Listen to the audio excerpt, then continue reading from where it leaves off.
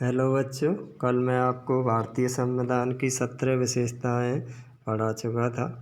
17वीं जो विशेषता थी वो आपातकालीन उपबंध, यानी 3 अनुच्छेद है जिनके तहत देश में आपातकाल लगाया जा सकता है। अनुच्छेद 352, अनुच्छेद 356 और अनुच्छेद 360।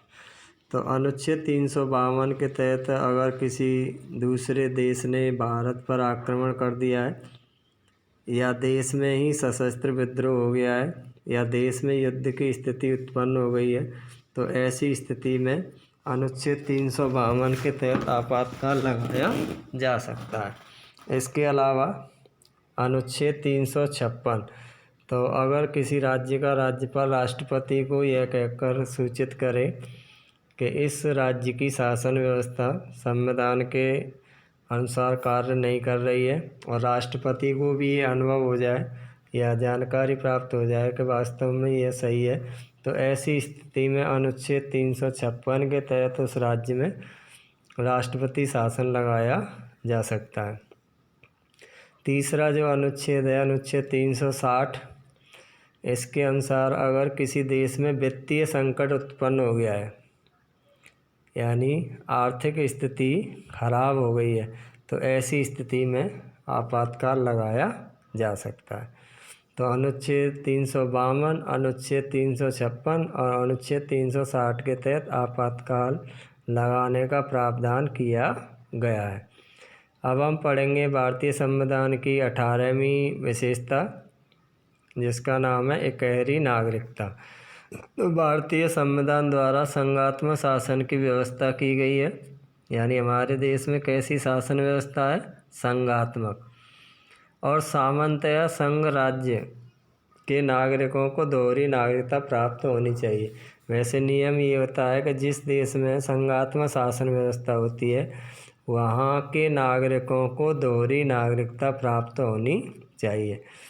तो दोहरी नागरिकता 2 प्रकार की होती है, एक संघ की नागरिकता और दूसरी राज्य की नागरिकता। तो जैसे हम भारत में रहते हैं, वैसे तो हमारे देश के लोगों को सिर्फ एक ही प्रकार की नागरिकता प्राप्त है। जब भी हमसे पूछा जाता है कि आप कहाँ के नागरिक हो, तो हम कहते हैं भारतीय। लेकिन अगर दोहरी नागरिकता होती तो एक तो मैं भारतीय नागरिकता, यानी हम भारतीय नागरिक हैं, साथ ही साथ हम जिस राज्य में रहते हैं उस राज्य के भी नागरिक कहलाते हैं। लेकिन आज हमें इकहरी नागरिकता है तो हम सिर्फ भारतीय नागरिक कहलाते हैं। तो भारतीय संविधान निर्माताओं ने दोहरी नागरिकता को क्यों नहीं अपनाया?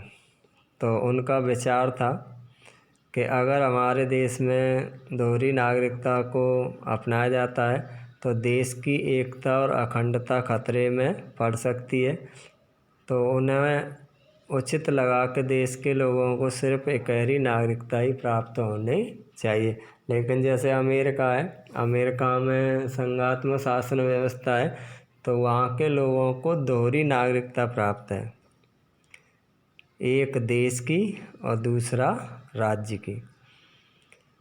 तो नागरिकता भारत की एकता को बनाए रखने में बाधक हो सकती है, अतः संविधान निर्माताओं द्वारा संविधान में संघ राज्य की स्थापना करते हुए इकहरी नागरिकता के आदर्श को ही अपनाया गया है। अब आपके अगली जो भारतीय संविधान की विशेषता है वह है लोक कल्याणकारी राज्य की स्थापना का आदर्श।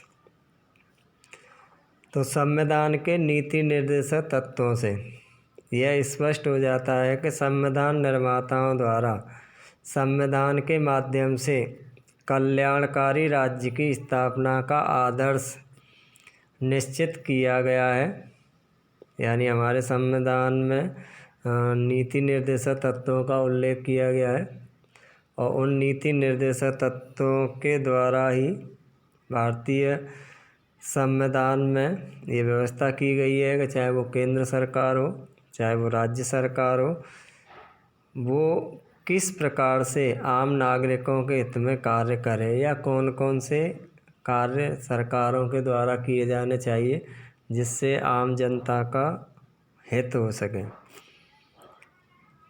तो राज्य की स्थापना का आदर्श निश्चित किया गया। इस हेतु केंद्र और राज्य सरकार हैं नागरिकों को पौष्टिक भोजन, आवास, वस्त्र, शिक्षा व स्वास्थ्य की सुविधाएं उपलब्ध करवाएं, नागरिकों के जीवन स्तर को ऊंचा उठाएं। जहाँ तक संभव हो आर्थिक समानता की स्थापना की जाए। आर्थिक समानता का तात्पर्य होता है कि जो हमारे देश में अगर सबसे ज़्यादा असमानता है तो वो आर्थिक रूप से ही है। यानी देश के लगभग 5% लोग ऐसे हैं कि जिनके पास देश का अधिकतर पैसा अर्थात लगभग 75% पैसा ऐसे नागरिकों के पास है, और जहाँ देश के 95% लोगों के पास लगभग देश का 25% पैसा ही है। तो ये जो इतनी बड़ी जो असमानता है उसको समाप्त किया जाए। केंद्र और राज्य सरकारें संविधान में दिए गए लक्ष्यों को प्राप्त करने के लिए निरंतर प्रयत्नशील हैं।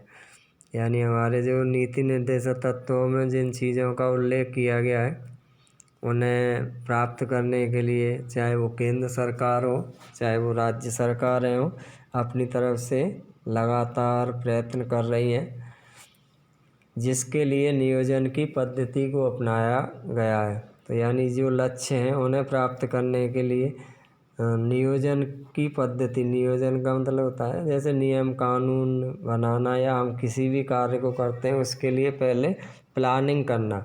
तो जब हम किसी कार्य को प्लानिंग या योजनाबद्ध तरीके से करते हैं तो उसमें हमें सफलता मिलने की संभावना ज़्यादा होती है। अब जो आपके अगली विशेषता है वो है अल्पसंख्यक एवं पिछड़े वर्गों के कल्याण की विशेष व्यवस्था। तो अल्पसंख्यक का मतलब होता है जिनकी संख्या कम हो, और बहुसंख्यक का तात्पर्य होता है जिनकी संख्या ज़्यादा हो। तो जो अल्पसंख्यक समुदाय के लोग हैं या जो अल्पसंख्यक धर्म के लोग हैं उनके हितों को ध्यान में रखते हुए हमारे संविधान में कई ऐसे प्रावधान किए गए ताकि उन्हें आगे बढ़ने का मौका मिले, और साथ ही साथ पिछड़े वर्ग यानी जो आर्थिक रूप से या शैक्षिक रूप से या अन्य क्षेत्रों में पिछड़े हुए हैं तो उनके कल्याण के लिए भी सरकारों के द्वारा ऐसी योजनाओं का संचालन किया जा रहा है जिससे उन्हें अधिक से अधिक फ़ायदा हो सके। भारतीय संविधान में अल्पसंख्यकों के धार्मिक, भाषाई और सांस्कृतिक हितों की रक्षा के लिए विशेष व्यवस्था की गई है। इसके अतिरिक्त संविधान अनुसूचित जातियों व अनुसूचित जनजातियों के नागरिकों को सेवाओं का तात्पर्य होता है नौकरी, संसद, विधानसभाओं यानी जैसे लोकसभा विधानसभा के चुनाव होते हैं तो उनमें उन्हें आरक्षण दिया जाता है, यानी उनके लिए अलग से सीटें निर्धारित की जाती हैं। अन्य क्षेत्रों में, अन्य क्षेत्र जैसे एजुकेशन यानी शिक्षा है तो शिक्षा में भी उनका अलग से एक कोटा निर्धारित होता है।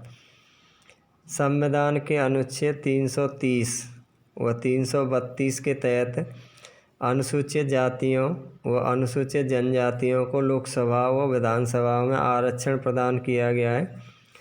प्रारंभ में यह व्यवस्था यानी जब हमारे देश का संविधान लागू हुआ था तो उस समय यह निर्धारित किया गया था कि ये जो आरक्षण की व्यवस्था है वो 25 जनवरी 1960 तक रहेगी। लेकिन ये जो आरक्षण की व्यवस्था आज तक समाप्त नहीं हुई है। समय समय पर हमारी संसद के द्वारा इसमें संशोधन किए गए हैं और इसकी समय सीमा को आगे तक बढ़ाया जाता रहा है और आज भी मौजूद है।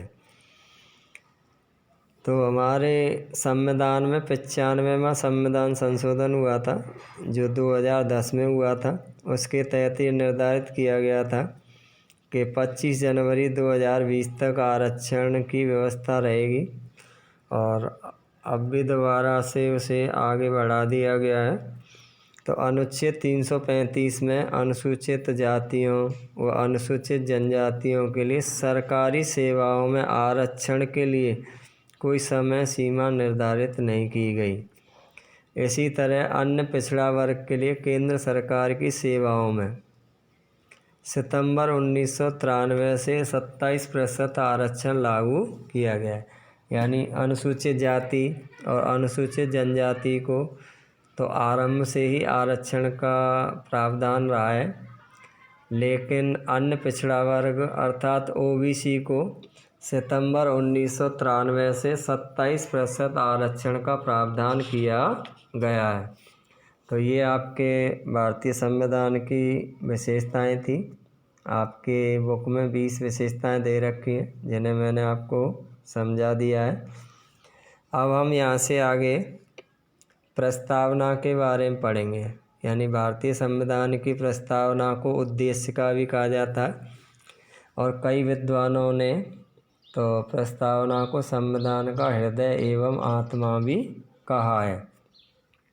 तो हमारे संविधान के प्रारंभ में एक प्रस्तावना है, जिसके द्वारा संविधान में मूल उद्देश्यों को स्पष्ट किया है, जिससे संविधान की क्रियान्विति तथा उसका पालन संविधान की मूल भावना के अनुसार किया जा सके।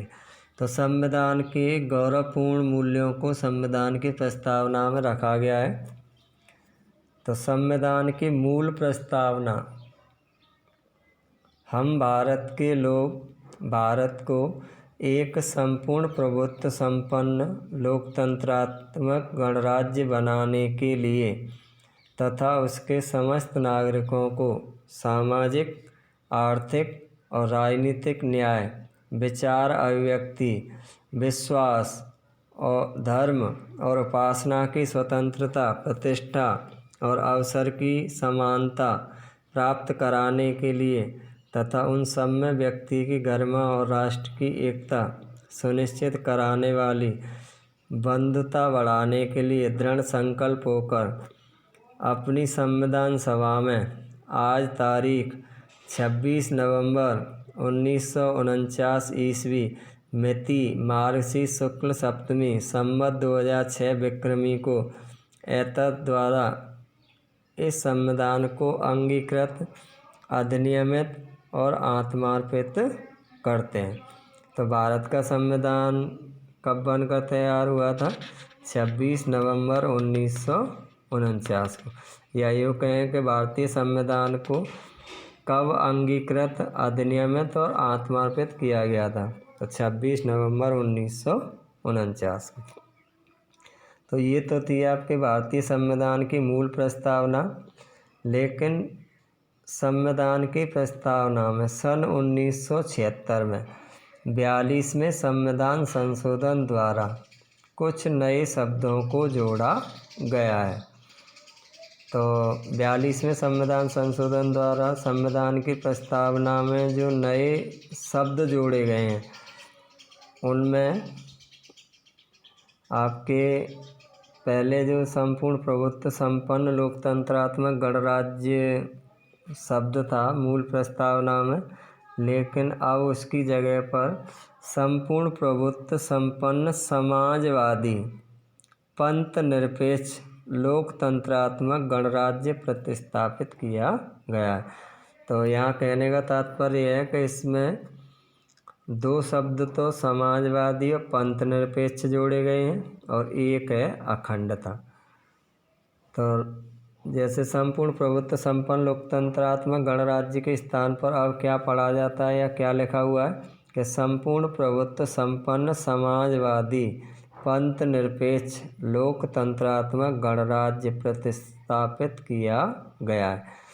पहले राष्ट्र की एकता शब्द था, तो अब राष्ट्र की एकता के साथ साथ अखंडता शब्द को भी जोड़ा गया है। तो राष्ट्र की एकता के स्थान पर राष्ट्र की एकता और अखंडता को प्रतिस्थापित किया गया है। तो 42वें संविधान संशोधन के बाद या वर्तमान जो प्रस्तावना है वो निम्नानुसार है।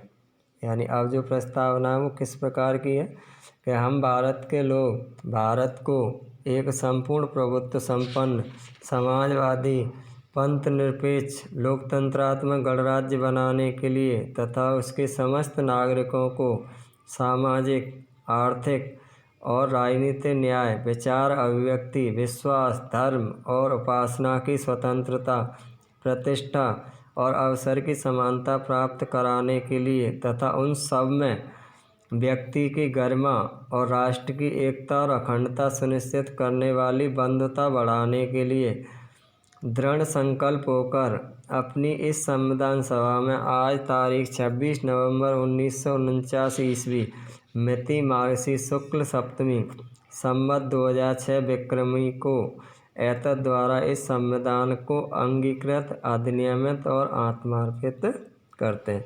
तो यानी आपके एक तो भारतीय संविधान की मूल प्रस्तावना है और दूसरी है 42वें संविधान संशोधन के बाद या वर्तमान प्रस्तावना। तो कल हम आपको यहाँ से आगे पढ़ाएंगे।